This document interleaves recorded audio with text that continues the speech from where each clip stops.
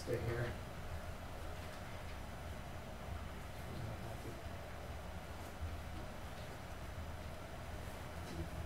You got the babysitter, or did they say? No, but, you know, Cassie had been working all day, so. Let's see. And then it seems somebody probably had to eat whipped cream out of the can. Somebody? It wasn't me. Because I was doing, cutting open strawberries and filling with cream. She got with that. Yeah, it's a lot faster that way. I'm with her. Who taught me how to do this? And Cassie and Nick each claimed the other. Yeah. What is that? Do not know. Huh? Do not know. Do not, Don't touch it. Apparently a do not touch thing from Jim. Well, hi. Hello. Maybe it might be for Some of the suka decorators. outside lights, Yeah. or maybe they just need to cover up so hot. or Nice something. job. They did. It looks really nice down there. So there should be- Thanks. So that's alarmed, right? Supposedly.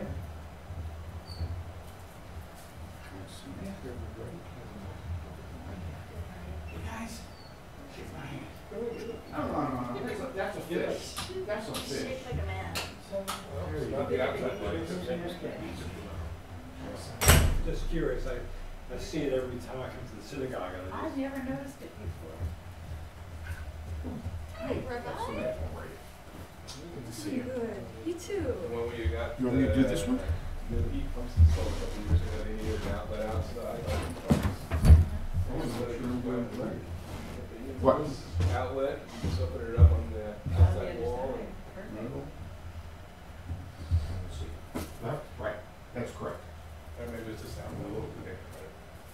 What are they? Ooh, that must That's be. too bad. Ooh. What heels you have? The Myrtle's supposed to be higher. Oh, Right. oh, one of them is bent. Yeah. Bendy. Yeah, that doesn't look stable. Well, it's what you get when you shop for shoes at Goodwill. I don't just put my hands on your Practice on your toes. Yeah, it's 10 years of ballerina. And yeah, I never. I'm kind of happy the suit is not in like dirt because I didn't think about it until I was driving over and then I was like, oh, if it's on grass or something, I'm just gonna Same. sing it. I'm gonna aerate the ground. Yeah. Yeah, So we no. have the logo and we'll. Is there like halakhic significance to where exactly the myrtle sprig and the willow branch are placed? Myrtle is on the right facing the user. It means the myrtle goes on the right. Is that like tradition or is there like symbolism behind it? He will probably. Okay. Yes, the whole system. You're not sure enough to move.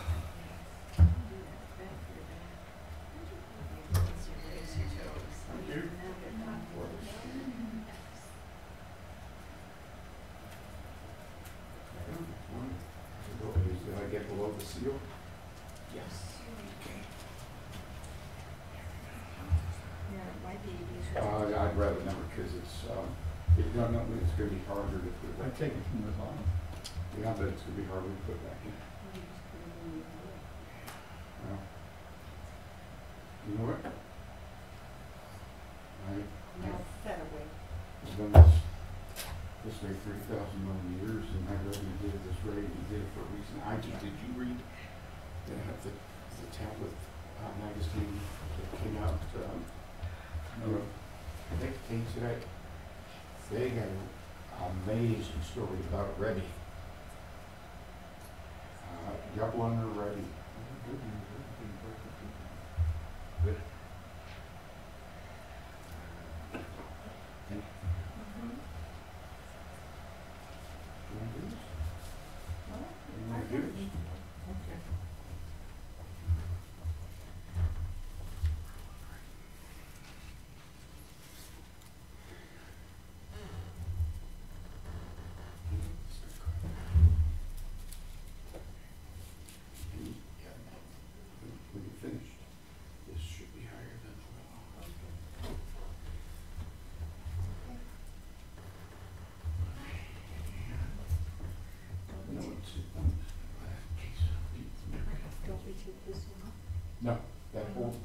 this?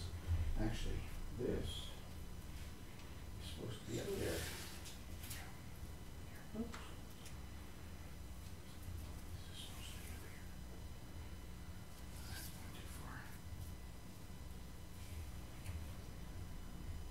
I didn't know it was blue, oh, so then it kind Yeah. of holds it together. Right. And this holds this whole thing Oh. on there. Ooh, this is awesome. Yeah, they didn't travel too well. Ooh. There we go. Are they like from Israel or? Yes. No, this, The greens? the greens don't have to come from Israel. In fact, in Corpus Christi, Secret is they we all had come them from all. It Brooklyn. was amazing. Oh. And one year they were late and we went out and started The packing. myrtle and willow and. No, the whole thing came late and we used Oh, the wow. lemon instead. Oh, nice. Yeah, they came after you, didn't help us very much.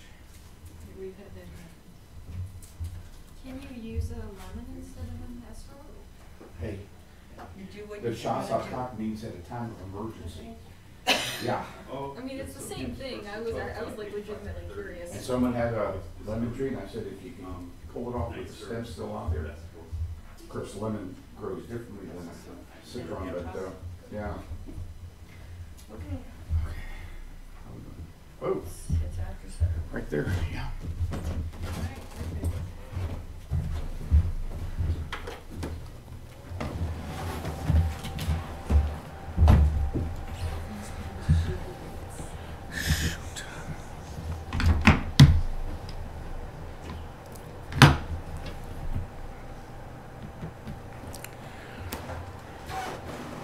Yeah. My great hydro flask is in there. I'll take that for you. I'm moving on to your right now.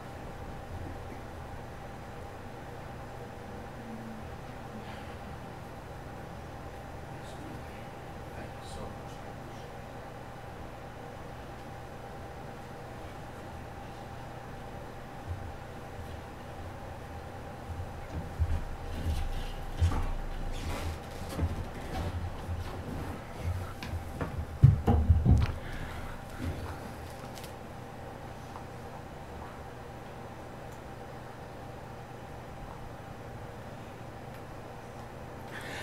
Well, there we go. All right. Dead? This was dead. I'll use the other eye to loud my voice. I'll reach for it through fuzz.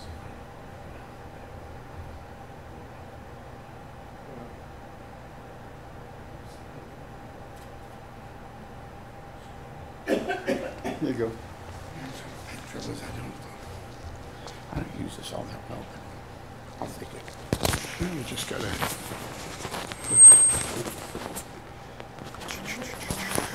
It did. What? Oh, it squeaked. Oh. Yeah. It's on. Is there no clip on this? No. Belt clip? Just drop it in the pocket. His candy's in his pocket.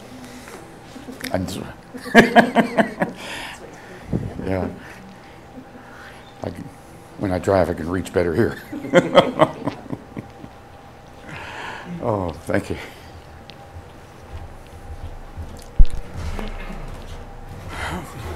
Chag Sameach, everyone. You know, right about now, have we been to Rosh Hashanah services and have we been to Kol Nidre and Yom Kippur, we get what I call greeting whiplash. What day is this? Also, let's include Shabbat. So, it's Sunday night, the sukkah's up, must be Sukkot. So, I have to think, what's the greeting? Because we practice so hard. So, the Chag Sameach, Chag, a festival, Sameach, happy. Chag Sameach is the traditional greeting on every festival. So we use a definer word somewhere in the greeting to indicate that we know which festival this is. On Pesach, we say Chag Kasher v'Sameach, have a kosher and happy Pesach, because the laws of kashrut during the 8 days of Pesach are so much stricter. We have built into kosher laws a tolerance of non-kosher. What happens if a drop of milk from the milk bottle above the roast that's sitting there marinating drops on the roast? And so there's a certain tolerance that is permitted. And on Pesach, none whatsoever. So the defining word becomes Chag Kasher V'Sameach.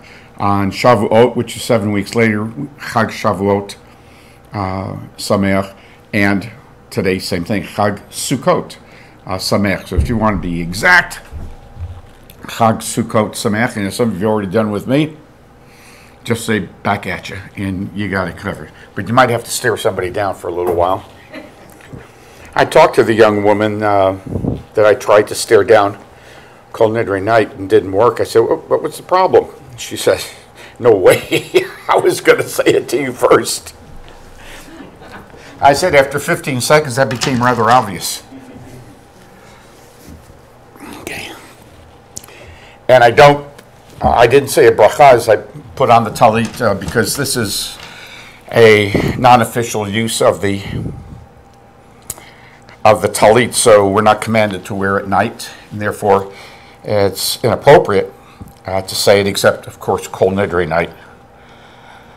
I think I mentioned Kol Nidre, that my Rebbe taught that whoever's leading the service needs to sometimes be reminded that they're talking to God on behalf of the whole congregation, and maybe putting on a talit would remind them about that.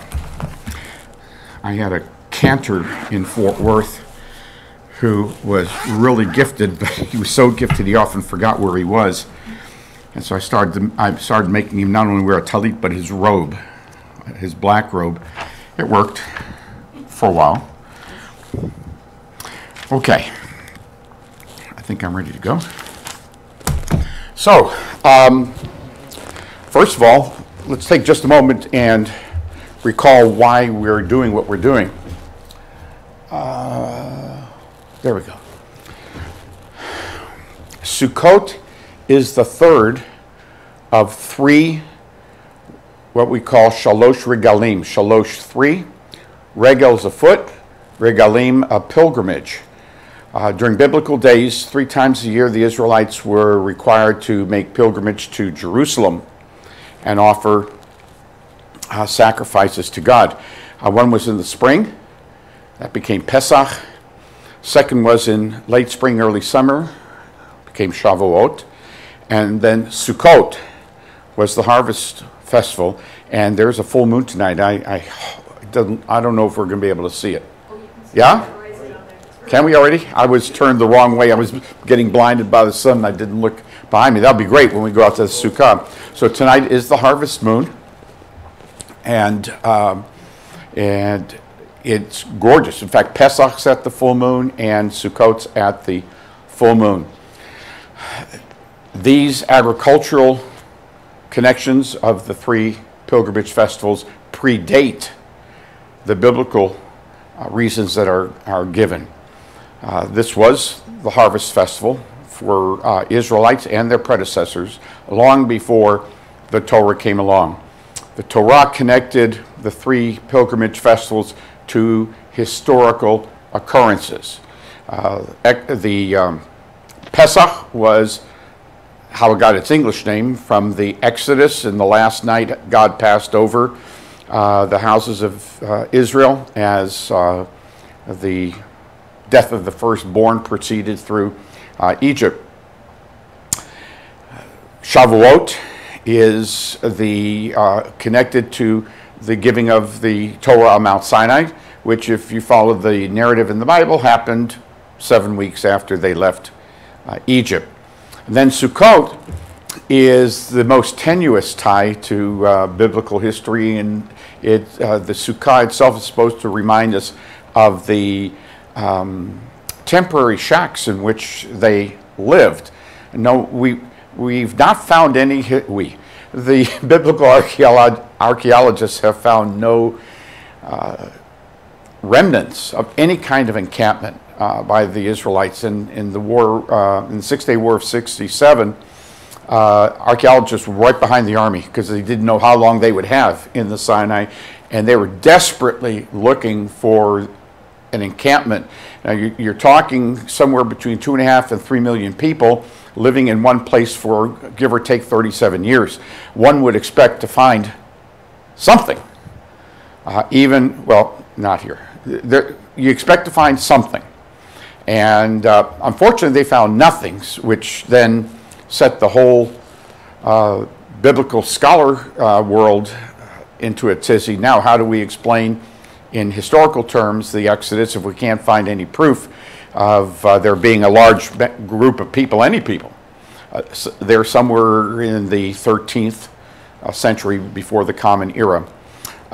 So if the Sukkah of the Exodus was as temporary as we try to make our modern ones, then one wouldn't expect to find anything but broken pottery and other thing one would expect to find. I will tell you that if you are familiar at all with ranching, during branding season or the shearing season, I know only the cowboy part of it. I don't know what they actually go out onto the range and they have encampments. They have little shacks that are there, and I wouldn't want to be caught in a storm in them, but I go through Montana and Idaho. We have them in Texas, in Central and West Texas, because it makes life a lot easier if you go out to where the cattle or horses are rather than go and round them up and bring them into you. This whole thing about roundup and all that is just to put them in one place, but usually it's out in the pasture where they are and not somewhere near a ranch house. And so one can still see today the modern version of a sukkah at the harvest time. Today they use RVs, but I have seen actually houses on trailers with rubber tires, and they just get a horse or two, pull them out to the range, and they're good. I wouldn't want to live that way, but that's what they do. So our sukkah is really does remind us of a tenuous lifestyle, whatever it was during the Exodus, and it's important. So this is we conclude the trilogy, which of the three pilgrimage festivals, which are tied directly to the agricultural cycle, and that's why we don't have any festivals at all between Sukkot and Pesach, because there's nothing agriculturally happening. Hanukkah is a much later addition. I mean, significantly, maybe as much as 1,000 years later after what we're talking about. Okay, it is a holy day. First 2 days of Sukkot and the last 2 days of Sukkot are holy days, and therefore, whenever we have a holy day, we light the candles, again, to indicate the difference. We're allowed to have candlelight at dinner, but we don't bless the candlelight for a soft mood, ambiance, whatever it is that we're trying to achieve, romance, whatever. And so we will say the bracha, which is Lahadlik Ner Shel Yom Tov, and because this is the first of the two first holy days, we say Shehechianu. It's new to us this year, and we don't have to gather the light because it is not Shabbat. All right, so if you would rise, please, and we'll go ahead and do this.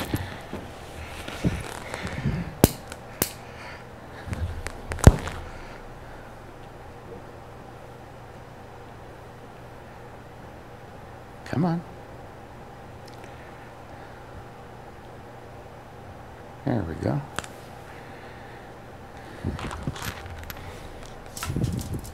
You ready? Baruch atah Adonai Eloheinu melech haolam asher kitshanu b'mitzvotav v'tzivanu lahadlik ner shel yom tov. Baruch atah Adonai Eloheinu melech haolam shehechianu v'kiyamanu v'higianu lazman hazeh Chag Sukkot Sameach, everyone. You may want to remain standing because the service begins directly with the Baruch Hu, our call to prayer, which is on page 279.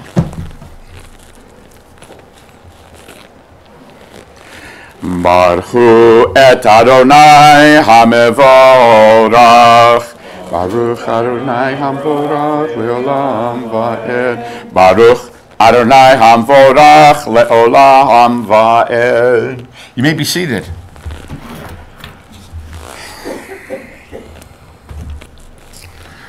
On page 280, let's read responsively beneath the line. Light and darkness, night and day. Moon and sky, sand and sea. Twilight, high noon, dusk and dawn. Flesh and bone, steel and stone. Grant steadfast love, compassion, grace. Splendor, mercy, majesty, love endure. Resplendent skies, sunset, sunrise. Evening darkness, morning dawn. Umavir yom, umehevi laila. Mavdil ben yom uvein laila, Adonai tzvaot shemo. El chai v'kayam, tamid yimloch aleinu le'olam va'ed. Baruch ata Adonai, ha'ma'ariv aravim. Page 282. Ahavat olam beit Yisrael, amcha ahavtam. Torah u'mitzvot, chukim u'mishpatim, otanu limadetam. Al kein Adonai Eloheinu, b'shachbeinu uvkumeinu, nasiach bechukecha, v'nismach b'divrei Toratecha, ובמצוותיך לעולם ועד. כי הם חיינו ואורך ימינו ואורך ימינו, ובהם נגה יומם ולילה, יומם ולילה. ועבדתך אל תסיר ממנו לעולמים, Baruch ata Adonai, Ohev Amo Yisrael. Shema Yisrael, Adonai Eloheinu, Adonai Echad. V'yahaveta et Adonai Elohecha, bechol levavecha, uvechol nafshecha, uvechol meodecha, V'hayu hadvarim ha'ele asher anuchi mitzavecha hayom alevavecha v'shinantam levanecha v'dibaharta baham v'shivtecha b'veitecha uvlachtecha v'derech uv'shachbecha uv'kumecha ukshartam le'ot al yadecha והיו לטוטפות בין עיניך, וכתבתהם על מזוזות ביתך, ובישעריך. Love the Lord your God with all your heart, with all your soul, and with all your might. And these words which I command you this day you shall take to heart. You shall diligently teach them to your children. You shall recite them at home and away, morning and night. You shall bind them as a sign upon your hand. They shall be a reminder above your eyes, and you shall inscribe them upon the doorposts of your homes and upon your gates. Bottom of page 286. Vayomer Adonai el Moshe lemor, daber el bnei Yisrael v'amarta aleihem v'asu lahem tzitzit. Al kanfei vigdehem ledorotam v'natnu al tzitzit hakanaf petil techelet v'haya lachem letzitzit uritem oto uschartem et kol mitzvot Adonai ועשיתם אותם, ולא תטורו אחרי לבבכם ואחרי עיניכם, אשר אתם זונים אחריהם, למען תזכרו ועשיתם את כל מצוותיי, והייתם קדושים לאלוהיכם, אני אדוני אלוהיכם, אשר הוצאתי אתכם מארץ מצרים, להיות לכם לאלוהים, אני אדוני אלוהיכם, אדוני אלוהיכם emet. I'm going to go to page 291, and beneath the line we'll read responsively. Protect us with your gift of peace by helping us to overcome temptation. When we are weak, sustain us. When we despair, open our hearts to joy. Shelter us in your embrace of peace when we are caught by conflict or desire. When we are torn, heal us. When we are tormented, touch us with tranquility. Cherish our fragmented lives and make our lives whole again through integrity. When we receive, turn us to you. When we corrupt, capture our hearts in you. Protect us from ourselves. When we falter, help us to conquer the enemy within. When we wonder, restore us. With compassion, teach us peace. We go across the page to the fourth line, beginning with the last word.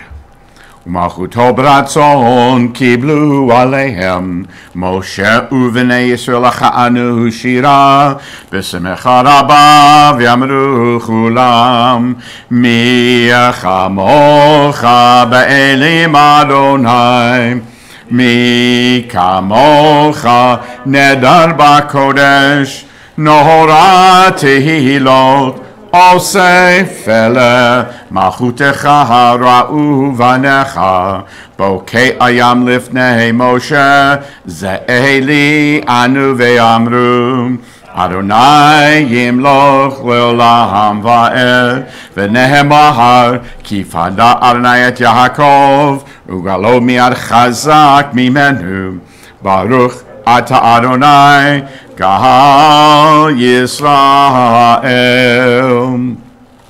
On page 293, we'll read together above the line. Help us, our Father, to lie down in peace, and awaken us to life again, our King. Spread over us your shelter of peace. Guide us with your good counsel. Save us because of your mercy, and shield us from enemies and pestilence, from starvation, sword, and sorrow. Remove the evil forces that surround us. Shelter us in the shadow of your wings. You, O God, guard us and deliver us. You are a gracious and merciful King. Guard our coming and our going. Grant us life and peace now and always. Spread over us the shelter of your peace. Praise are you, Lord, who spreads a shelter of peace over us, over all his people Israel, and over Jerusalem.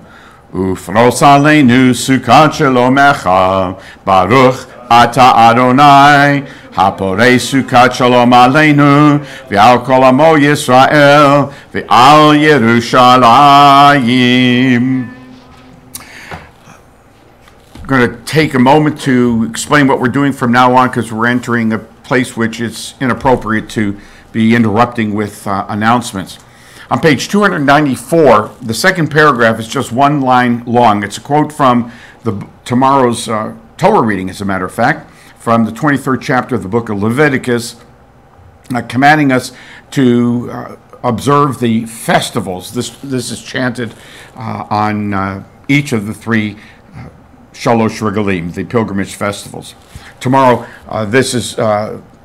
this quote is in the Torah reading, but we're reading specifically about Sukkot. Then we're going to continue with the Chatzi Kaddish, and then we need to turn to the Amidah for the festivals, which is on page 304.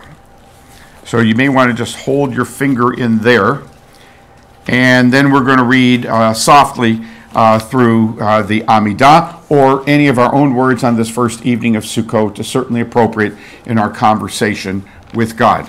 So page 294, and then continuing on 304. Please rise. Vaydaber Moshe et moadei Adonai al bnei Yisrael. Now I'm back. Sorry, That got me back into the Yontiv melodies. I'll get there in a moment. Yitgadal ve'yitkadash shemei rabaham v'yamad yivrach yirutei v'yamlich malchutei b'chayechon uv yomechon uv chayedecho be'Yisrael bahagala uvizman kariv ve'imeru Yehesh me'rabba mevorach Le'olam olam me'amaya Yitbarach V'yishtabach V'yitpa'ar V'yitromam V'yitnaseh V'yitadahar V'yitaleh V'yitalam Shemei Kudisha Brichu Le'ela min kol birchata v'shirata Tushbechata v'nechemata Dahamiran v'yalamam Ve'imeru. Amen. That's what I took down.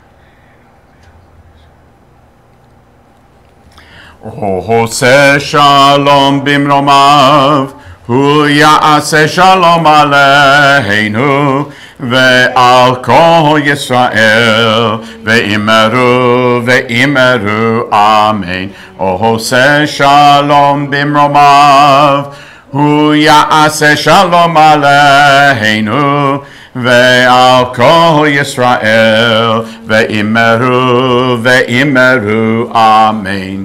יעשה שלום, יעשה שלום, שלום עלינו ועל כל ישראל. יעשה שלום, יעשה שלום, שלום עלינו ועל כל ישראל. יעשה שלום, יעשה שלום, שלום עלינו ועל כל ישראל. יעשה שלום, יעשה שלום, שלום עלינו ועל כל ישראל. ואמרו amen. Page 316, please rise. יתקרא ויקרא שמי רבם, ויעמד יברך חירותה, וימליך מלכותה, בחייכון ומכון לכל בית ישראל, בעגלה בזמן קרוב, ואמרו, יהי שמי רבם מברך, לעולם עולם מימיה, יתברך וישתבח ויתפאר ויתרומם ויתנשא ויתהדר ויתהלל ויתהלל שמי לקודשה לעילה מן כל ברכתה ושירתה תושבחתה ונחמתה דאמירם בעלמה ואמרו תקבל צלור הון והון לכל ישראל כרם הון ושמיה ואמרו יהי שמע רבה מן שמיה וחיים עלינו ועל כל ישראל ואמרו עושה שלום באמרומיו, הוא יעשה שלום עלינו ועל כל ישראל, ואמרו. You may be seated. Okay. Normally we would do the Kiddush right now, but we're going to do it in the Sukkah. Yes, Dan? Yes. Okay, we're going to do it in the Sukkah. And so what we're going to do is something else that is identifiable only with Sukkot. You know, you show, let's try this again.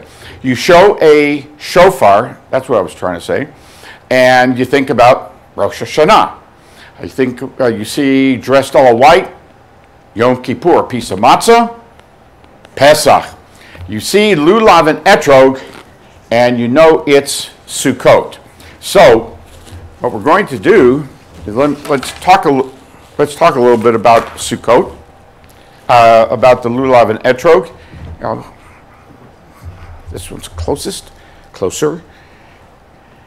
And then we're all going to have the opportunity to fulfill the mitzvah. We're actually required to take the lulav and the etrog and recite the blessing to God on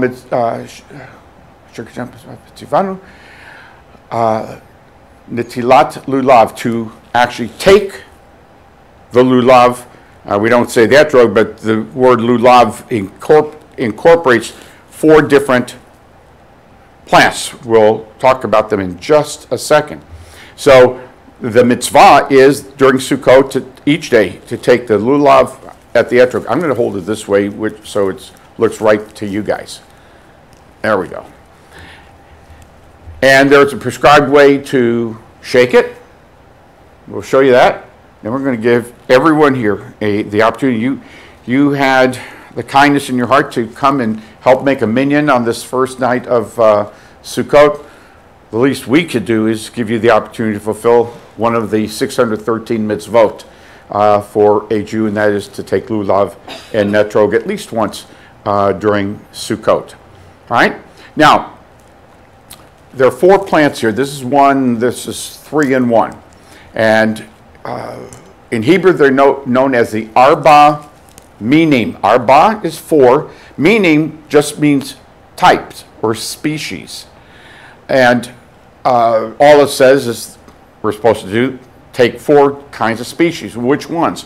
Back in Leviticus 23, it specifically, God commands the Israelites to take, and then they're listed out. The branch of a palm. Okay. It doesn't say myrtle, but it says hadas, which is the myrtle. And then it in Hebrew says the willow. All right? And it does say this by name. The Bible calls it the etrog, and that's what we call it in English. It's, don't tell me. Tell me. Citron. There, I was thinking about a French car, and because that's how I remember. That's my memory help. Citron, and of course it's in the lemon family, and probably we wouldn't have many citronim in the world unless we used it on Sukkot. But this finds its way if you the not jellied. But yeah, I guess it's jellied candy that you find in fruitcake. They have pieces of citron in it. Preserved, it's called preserved. Preserved? Yeah. Preserved. So I don't know of any other food that actually uses this other than that preserved fruit, according to our expert over here, that you get in packages and you put it into the fruit cake, and then of course you use it as a doorstop. And okay, Some people like it. Yeah. to eat it. Yeah. So let me give you a clue. Yes, No, I like it. you like Yeah, you like the citron? yeah, we like fruitcake. Oh, you like fruit cake? I've never been known to turn one down. Absolutely. I have. No, you can see I don't turn down very much in food. So why the palm? Why the myrtle? Why the willow? And why the etrog? It's a good question. Well, first of all, according to our tradition, in the land of Canaan, where the Israelites set up shop after Egypt, there are 7 species, Shiva meaning, that are indigenous to what we call Israel today. It's all right, just dropped. I'm watching them. I'm watching them. And these are 4 of the 7. So if they're going to, if God's going to use plants as symbolism on Sukkot, it would seem to me it makes sense to use plants that would be readily available to them where they're going to be living forever. So, of course, it was left to the rabbis, okay, so why these particular 4? Well, they're indigenous, but why not any of the other 3? So we have traditions that tell us why these particular ones were chosen. And it goes like this. The palm branch, as you can see, is fairly straight. And rabbis tell us, actually this is Kabbalah, Jewish mysticism, that it represents the spine. That as Jews, we should always be erect in God's ways and not try to bend them one way or the other.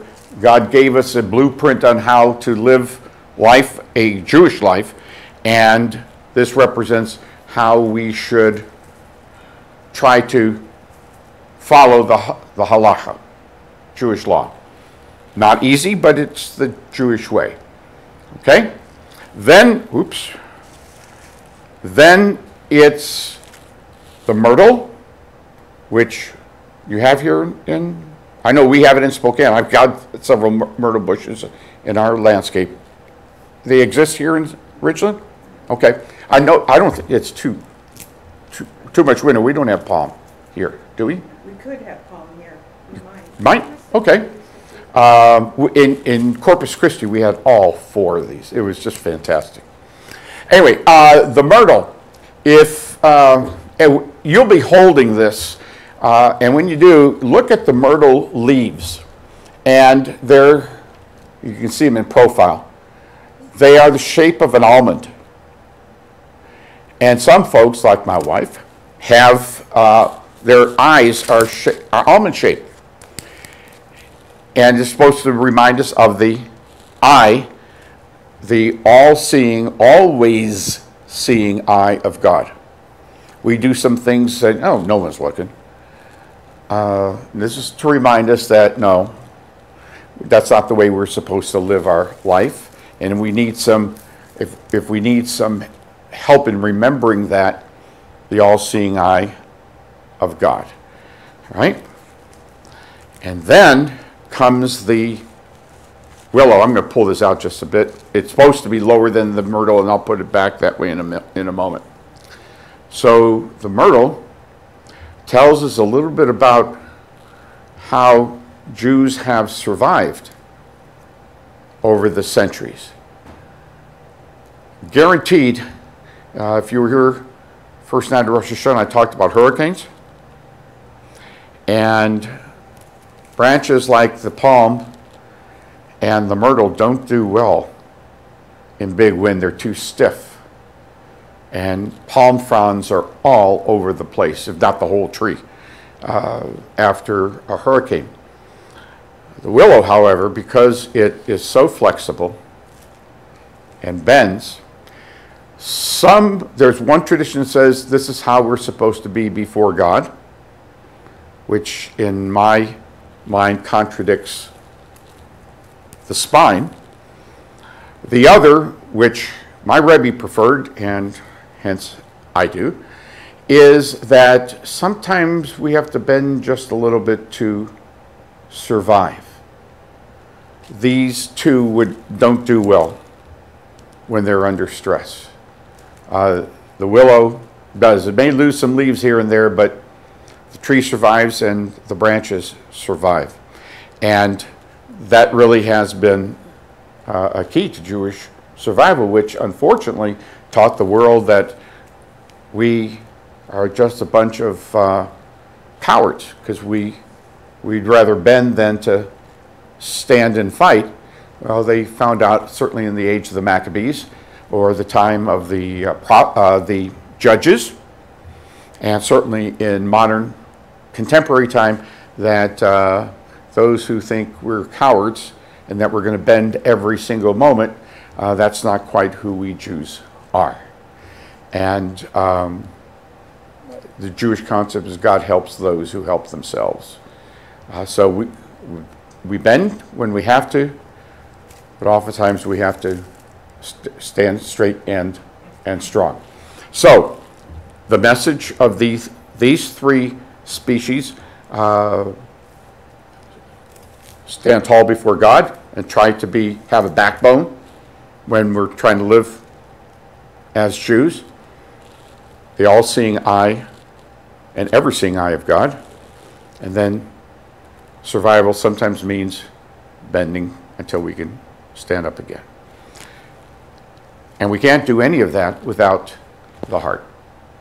So the etrog reminds us of the heart, that God is the source of our life. In Genesis, God blows his spirit into Adam and into Eve, and that is the Jewish origin of this idea of equality among human beings. None of us has more Spirit of God in us than anyone else.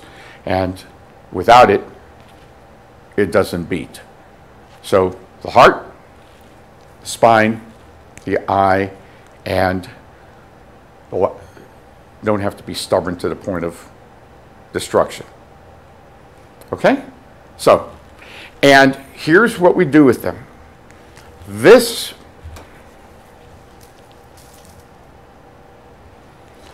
normally, we'd see a fruit like this, and we figure it was hanging from here, I mean, you look at a plum, look at an apple, right?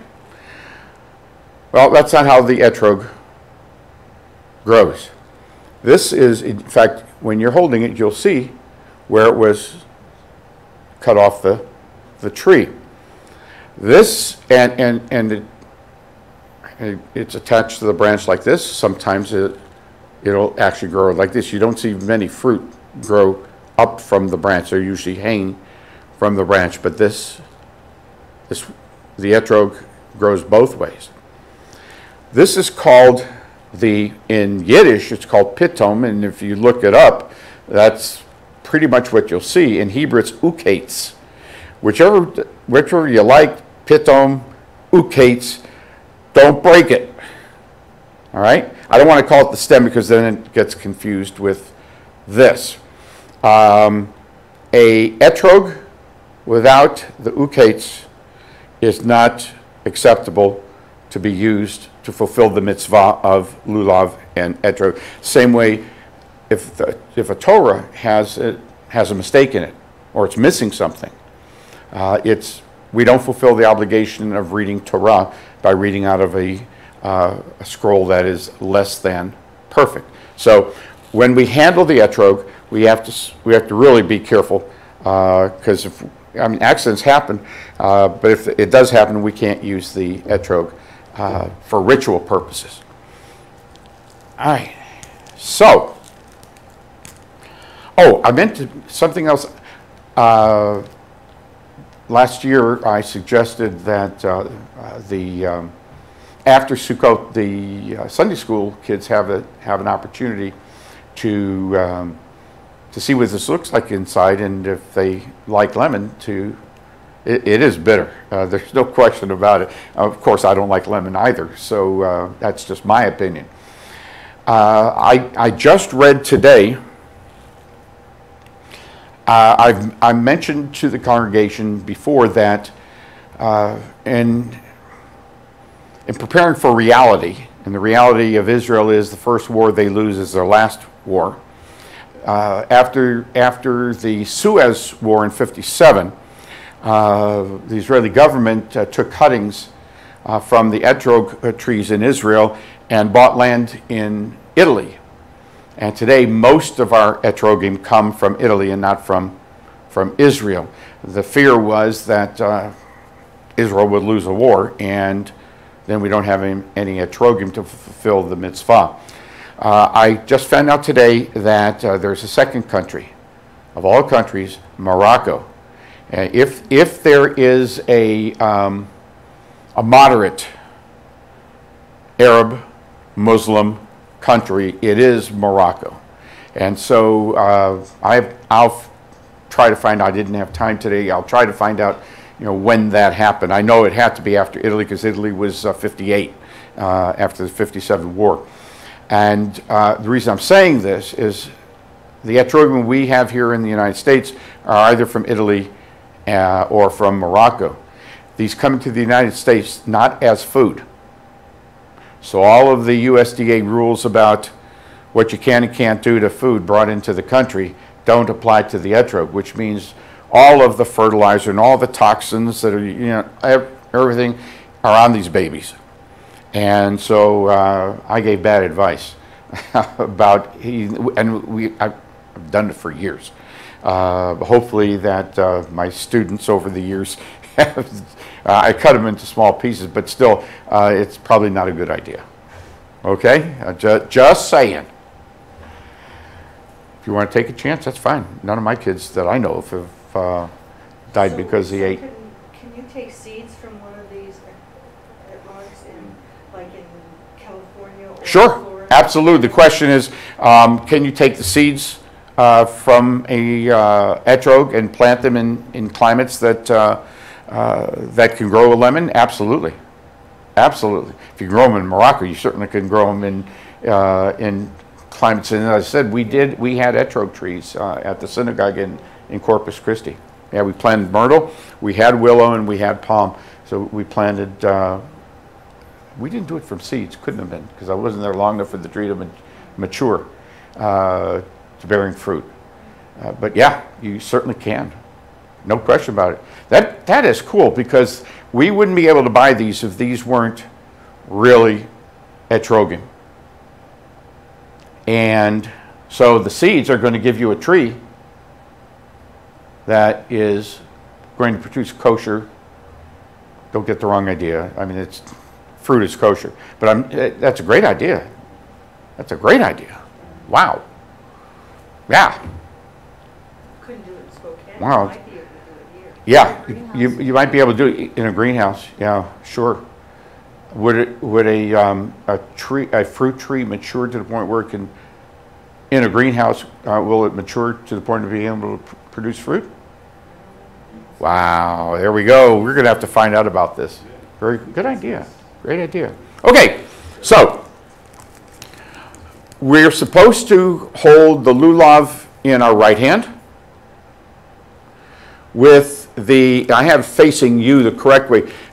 When you get up close and personal with the lulav, you will see that there is a definite front to the palm frond and definite back to it. You're supposed to have the spine facing you.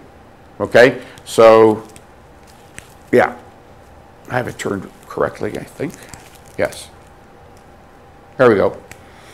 And then the myrtle is on the right, willow on the left. You'll see this. There are 3 branches of the myrtle, 2 of the willow. And then the left hand holds the etrog. And we're supposed to hold them because we're supposed to hold them together because the Bible quotation does not indicate one is more important than the other. They're referred to as arba minim, so that means they're supposed to be held together. And in fact, if you don't have a stender, oh, it's gone, a stand to place a siddur on, I end up holding it like this, because my other hand holds the prayer book. Leading the congregation especially, you're not supposed to do it by heart. But hold them together, and then after you say the bracha, don't worry, we'll be with you. But what you do is to indicate that God is all over. You can't get away from God, and we don't want God to get away from us. That God is everywhere. That we shake to the east, always east first, and work clockwise to the 4 points of the compass. So we're supposed to shake in each direction 3 times. By the way, I'm going to show you. I have for the blessing, the ukates is down. And we shake the first time with the ukates down. Then the second blessing is shehechianu, if this is the first time. And then for shehechianu, we turn the ukates up, and it stays up for the whole rest of the time. Okay? So, and in each direction we're supposed to shake it 3 times. Anybody know what the number 3 symbolizes in Judaism? The Torah says with regard to lulav and etrog, we're supposed to shake the lulav. We're supposed to take it. Nitilat is to take. And so what? I just pick it up and put it down? So comes the rabbinical law that explains any mitzvah that has an unnumbered amount of times you're supposed to do it, the minimum is 3. If it happens, we're at a funeral, and we participate in the burial of a fellow Jew. Yep. And the 3 shovels that we each put into the grave tells us that actually it's an unlimited obligation. We're supposed to be filling in the grave, but the minimum amount is 3. And we have a number of mitzvot that are performed with no number attached to them, and so the standard is 3 or more. Okay, so after we say the blessing, it's to the east, so it's 1, 2, 3. It's supposed to be bringing it to us, and then 1, 2, 3, back to the west, 1, 2, 3, and same thing that way. And then God is above us, God is beneath us, so it's 1, 2, 3, and then 1, 2, 3. It's not easy, at least for me. Okay? And then the ukates goes up, and we say shehechianu, and we repeat the process. East, south, west, and north, up and down, each direction 3 times. Got it? Should you do it twice? Yes, we shuckle twice. Shuckle is Yiddish for shake. Yep. That's why when you know, in north, sometimes you'll see me up there, I'm davening, and I end up going like this. It's called shuckling also. Yeah. The Shakers, there's a sect, that's the same thing. Anyway, okay, so you got it? In fact, in Yiddish, they're called the shucklers. All right, here we go. So don't worry about where it is in Siddur. Better that you concentrate on holding the lulav and etrog. I'll tell you what, Bob, this is the one you were using, so why don't you take it and work this side of the congregation, and I'll start here in the front. You got it? Okay. And this is the schools. Whoo! This is cold. And in this cold one, you'll smell, but I'm telling you, when it's room temperature, that's when it really is fragrant.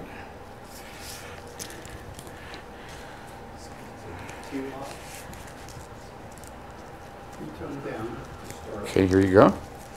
You got it?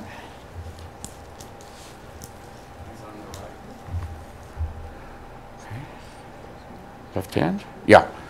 You have it facing you. That's good. Down. Okay. Baruch. Don't shake until after the mitzvah.